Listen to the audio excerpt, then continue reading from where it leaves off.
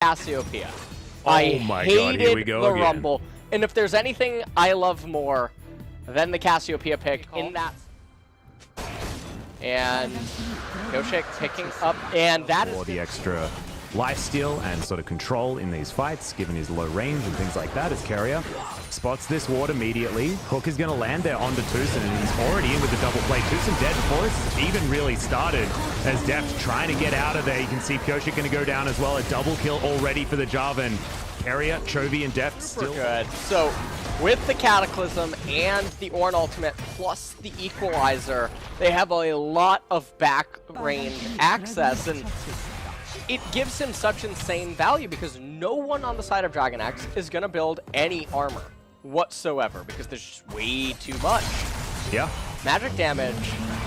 Ornn comes in, already slowed down, has to flash the second knock-up, and now Shelly's going to dive underneath this turret. We'll see where the Bono's going to go for. Remember, pretty squishy as this damage Jarvan, but with Soan here and Shelly charging up, they are going to be able to take down that turret. Carrier misses the... And that's not what you want to see on their side either, as the Drake is going to go down. Or just under 2 minutes, actually, until the Mountain Dragon. And one of the things I actually want to point out, Soan does not have any MR, and he's dead. I don't know. Yeah, that's the flash forward. Chovy just picks up the kill. All too easy. But in the meantime, there's a fight in the mid lane. Carrier in trouble. Fate's Call is going to keep him alive. Pops the depth charge as well. Really hit a home run.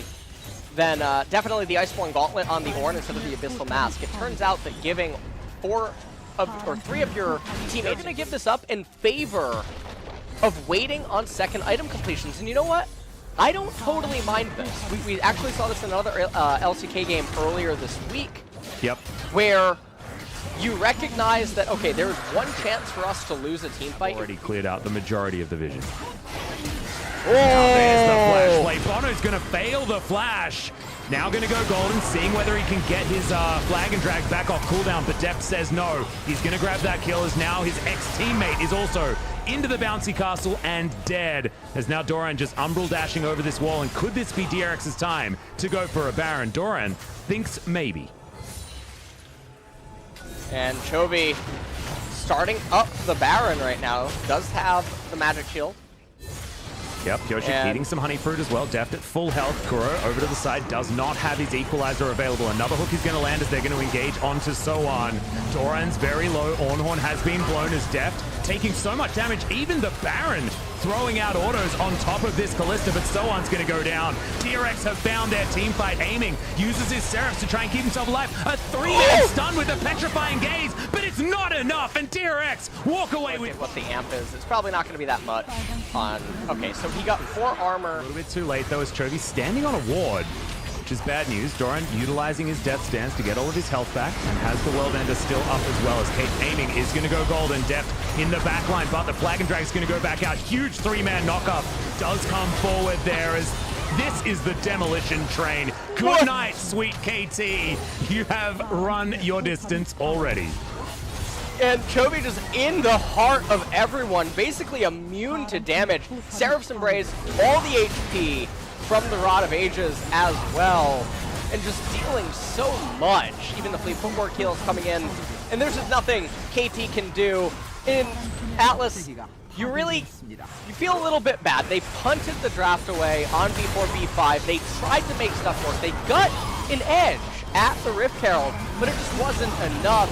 Costa didn't pick, ended up coming online, and it was choky, not choky here in game number 1. Yeah, it was 404, choky not found. He managed to get an extra assist there, so the joke is going to run afoul, but the Nexus is still dead. DRX 14-2 is the kill score. A 28-minute victory. The mid lane is gone. This is definitely a bit of a more dicey draft here. Yep, maybe thinking about letting a Cloud Drake go because it doesn't really mean as much, and then taking the most spam, as Tucson will have that dredge line back available very, very soon. In fact, has it now. Aiming, going to get slowed down as dredge line lands, but Carrier does have Stand Beside Me to get himself out of there. And now the Ornn has been blown. Soan throws it in the wrong direction because he knows that he has nowhere to go, and First Blood goes to Doran. He's going to go for free over to KT. You saw Pyoshik was in the area, but decided not to do anything about it on the top side of the map. might even be able to find another one here as gets knocked up with a searing charge. Horn comes down as he's been lit on fire. Haymaker comes in, but Pyoshik is just going to put Shelly over the wall and say, Soan, sorry, mate, no more trading for you, as Doran's going to finish off this turret. Yeah. So they're going to get all of the turret plates onto Doran. He's that bad of a spot in terms of pound-per-pound value. Silas gets the Nautilus ultimate, though. That is very scary.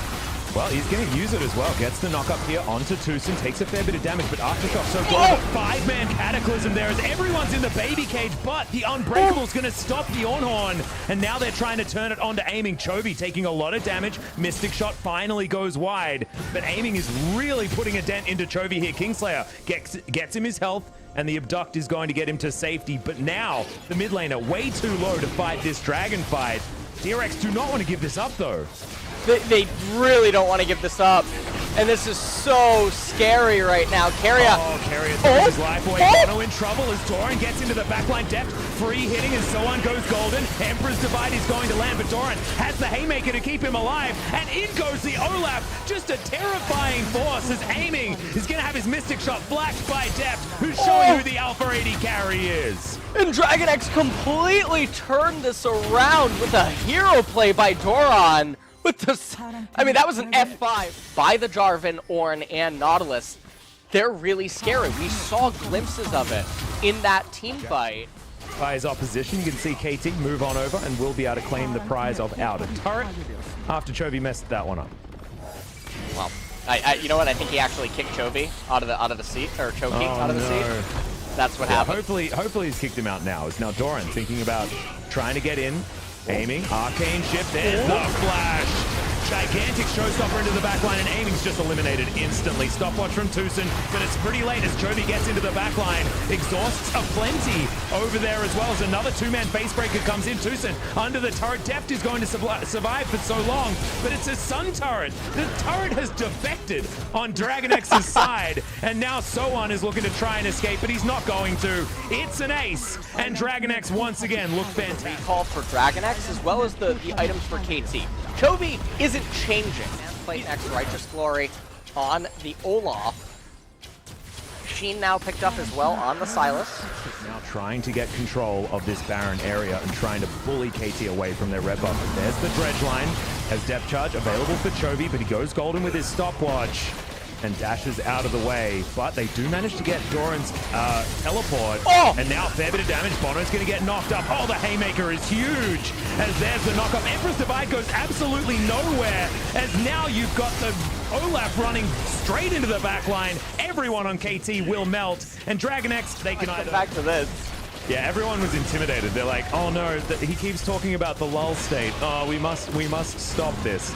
Let's just finish games very, very quickly. DragonX to play this safe and slow and steady. They can get to the third Infernal Dragon. It's just 2 minutes away. That'll be 12% amp down here in bottom. Yep, Deft as well. He's doing a hell of a lot of damage. Looking for his Bloodthirster is his next item. More of the, I guess, less hybrid aspect of the Varus. Often we see a Rage Blade picked up in this instance, but he's going for more physical damage in the Bloodthirster, just making sure that he's as safe as possible. Well, Tucson has to be a bit careful here as Chovy gets in with the Abscond. Goes golden there as well. Depth charge onto Aiming as he gets himself the hell out of there. Oh, Bono getting taken down very low, but the Winter's Bite is going to miss there from Keria. They bought enough space though, and that is going to mean a dead inhibitor here in the mid lane, and will likely be followed by the top side as well.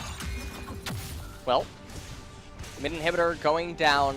They're going to have to make sure that they do something else, though. They do have a bit of time still left on the Baron. If they can raise the bottom one, in addition to the mid, that'll be a pretty good win. As you can see, Deft...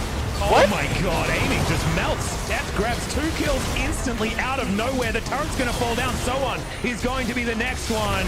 Pyoshik picks up that as meanwhile in the backline, Kuro is murdered by the set. And now Nexus turrets will be the next on the menu for DragonX. They didn't want to get to their third Infernal Drake. They want to win the game before 28 minutes. And they're going to do it. So this is going to be the Nexus falling at 9:07 p.m. here in Korea. Yeah, this is the fastest series. This is 4 hours earlier than yesterday's finish time, by the way, guys.